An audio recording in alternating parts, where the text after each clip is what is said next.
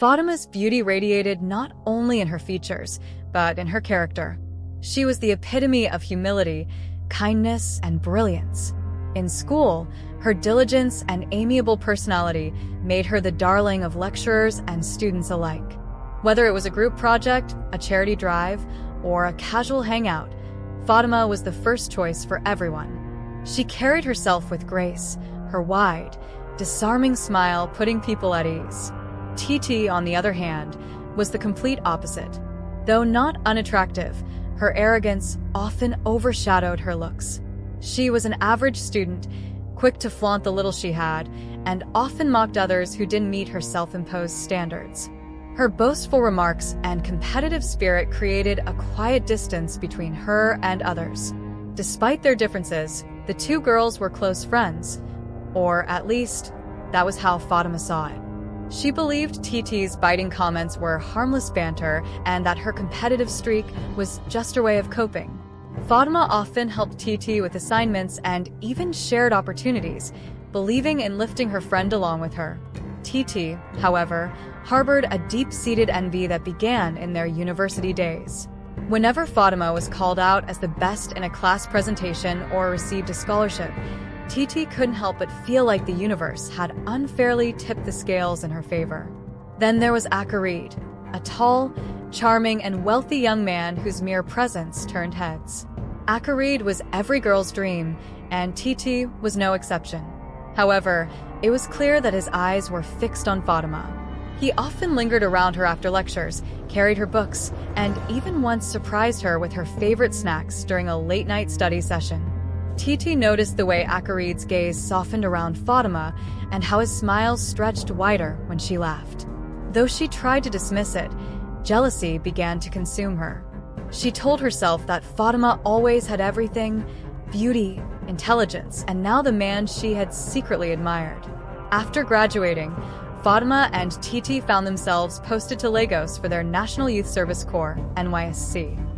Fate had placed them in the same community development service group, and they spent weekends volunteering together. Fatima continued to shine even in this new environment.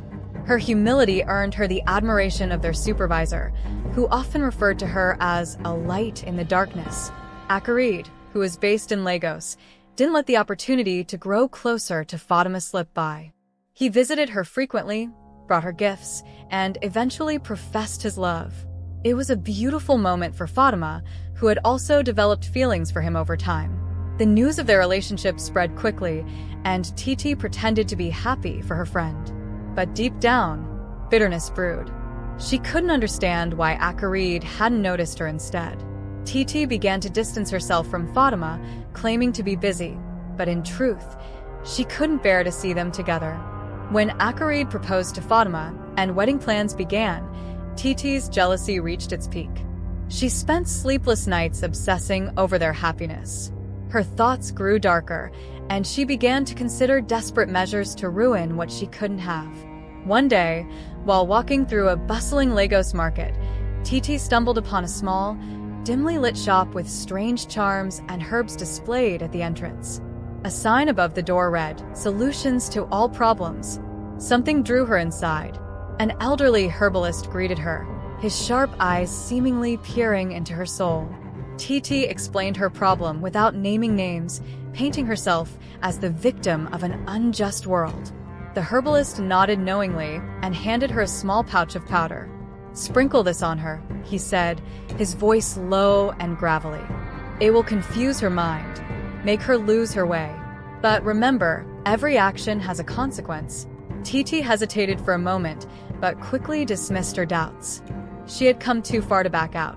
The wedding day arrived, a sunny Saturday filled with promise. The venue was adorned with white and gold decorations, and friends and family gathered to celebrate the union of Fatima and Akarid. Fatima was a vision in her white gown, her smile radiant as she walked down the aisle. TT, dressed in a pale pink bridesmaid dress, looked on, her heart heavy with jealousy. She had come prepared, the pouch of powder hidden in her clutch. During the reception, as the couple danced to the cheers of the crowd, TT saw her chance. She pretended to hug Fatima, using the moment to discreetly sprinkle the powder on her. She stepped back, a fake smile plastered on her face, and waited. At first, nothing happened.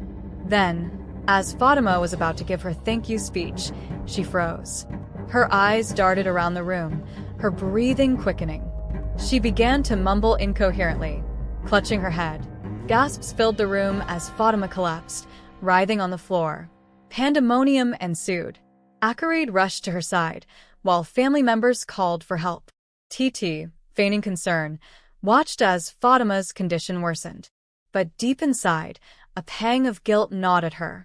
Fatima was rushed to a nearby hospital, but doctors couldn't find anything physically wrong with her. Desperate, her family sought spiritual help. An imam was invited, and he began to pray fervently for her. After hours of prayer, Fatima's condition improved.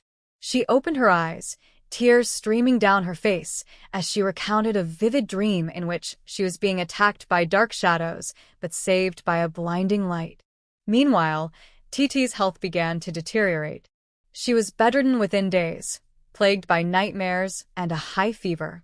Consumed by guilt and fear, she eventually confessed everything to her family. News of Titi's confession spread quickly, and she was brought to the same imam who had prayed for Fatima. The imam admonished her, reminding her of the dangers of envy and the power of repentance. Titi broke down, begging for forgiveness. Fatima, ever kind and forgiving, visited Titi despite the betrayal. "I forgive you," she said softly, "but you need to forgive yourself and change." Titi nodded, tears streaming down her face. The two women shared a moment of reconciliation, though their friendship would never be the same. Fatima and Akarid's wedding was rescheduled, and this time, it went off without a hitch. The experience left a lasting impact on everyone involved, a testament to the destructive power of envy and the healing power of forgiveness.